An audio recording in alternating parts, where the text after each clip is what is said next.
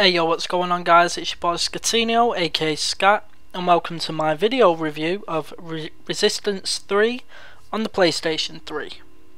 The game has been out for about a week. I've just finished it. As you know, I always make my reviews after I complete the full game. So let's get right into it. So, mankind has fallen. The last remaining human survivors of the Chimeran invasion have retreated underground, desperately clinging onto their existence in a conquered wasteland. But there is hope. Dishonorably discharged from military service following the conclusion of Resistance 2, Joseph Capelli represents humanity's final chance to fight back. For 4 years after being dismissed as the last of the Sentinels, Capelli was forced into hiding with his wife and young son in Haven, Oklahoma. As the Chimera overrun the world around them, laying waste to everything in their path, Capelli attempts to scratch out a living amongst the desolation. While the planet's climate continues to collapse around him, Dr. Malikov somehow tracks down Capelli, armed with a plan that could land a devastating blow to the Chimera and ignite a human uprising. Now, to save his family, Capelli must leave them to embark on a journey across America to New York City, through an apocalyptic wasteland where no one is safe from the Chimeran rampage. So that's your basic plot of the game, guys. Gameplay wise, it's gonna feel very familiar to you if you've played a Resistance game before.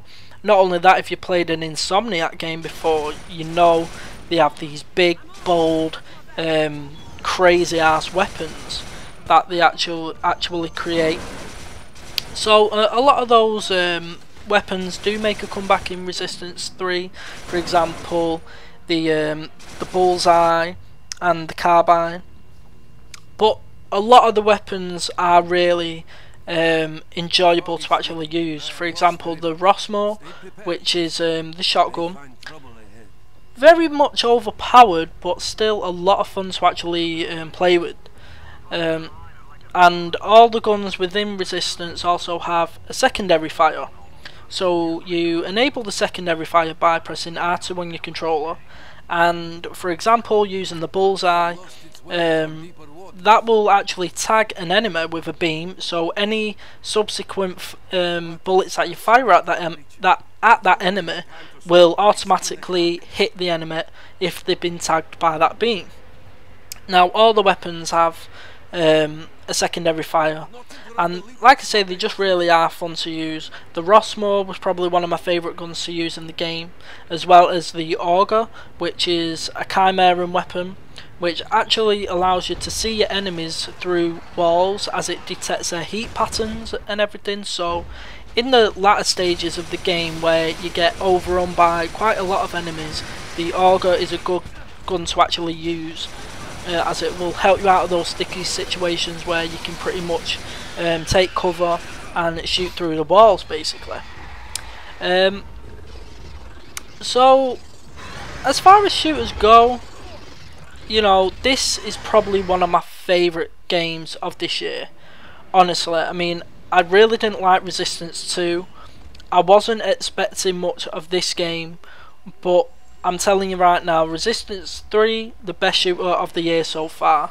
It absolutely beats the brakes off the likes of Killzone, probably SOCOM, probably Crysis. You know, I've actually heard people actually say that Resistance 3 was a better game than Crysis 2, so it's definitely a good game. And like I say, I played through the whole of the campaign before I actually made this review. The story is really well put together. I really enjoyed the story. It really shown, like, you know, humanity was right on the brink of extinction basically, you know, by the Chimera, and you could really feel the struggle that the survivors were going through, you know, fighting this war.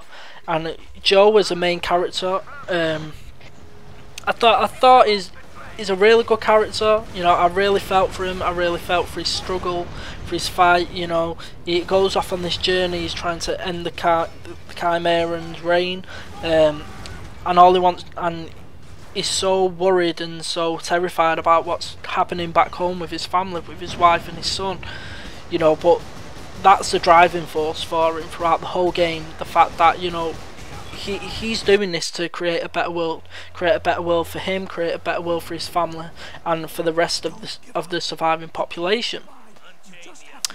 Now, graphically, the game isn't exactly Killzone 3. It's not exactly on par with the likes of Killzone 3, probably not even on par with Uncharted 2, but it gets the job done. In fact, I actually really like the graphics. I mean, the colour palette isn't the best. You know, there's a lot of browns and that kind of stuff, you know, a lot of greys and browns, but it sets the tone of what the game is all about.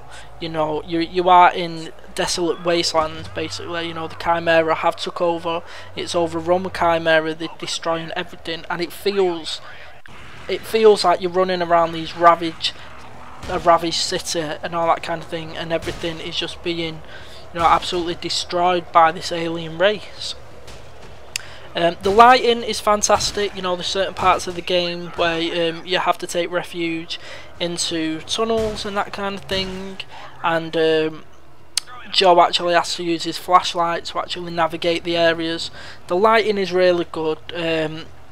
Particle effects from like explosions and all that kind of stuff are also really good, and the Chimera themselves, they actually really do look evil, and you know, the animations of them and the, you know, the whole design of them are really well put together, and you know, they really are like, you know, the kind of aliens that would scare you. You know, there are parts in the game that can be truly terrifying when you're on the run from these people and you're getting swamped.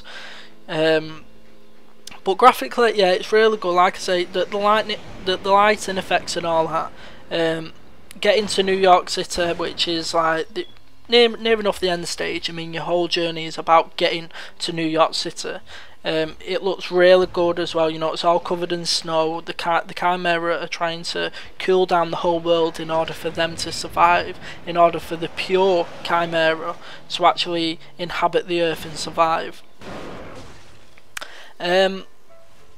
So I honestly have no issues surrounding the campaign. I really enjoyed it. It took me about 6.5 hours playing on normal difficulty, but there is New Game Plus as well that unlocks after you complete the game, where you can begin the game again with all the weapons you've unlocked and everything, and you are able to actually upgrade these weapons to make them a lot more powerful whilst you're playing as well. So they do carry over to New Game Plus. Now, unfortunately, the multiplayer at this moment isn't really up to scratch. You know, coming from the beta, playing in a proper full team deathmatch with a full lobby, the game, you know, frame rate drops, just basic glitchiness, you know, lag, players spawning all over the screen, you know, just it's really horrible actually. But you are able to tackle that if you play the likes of small deathmatch, where there's only like I think it's like 4 people in a match. That really tackles the issues. Now, Insomniac have got a patch coming out that is supposed to tackle these issues for the whole of the multiplayer.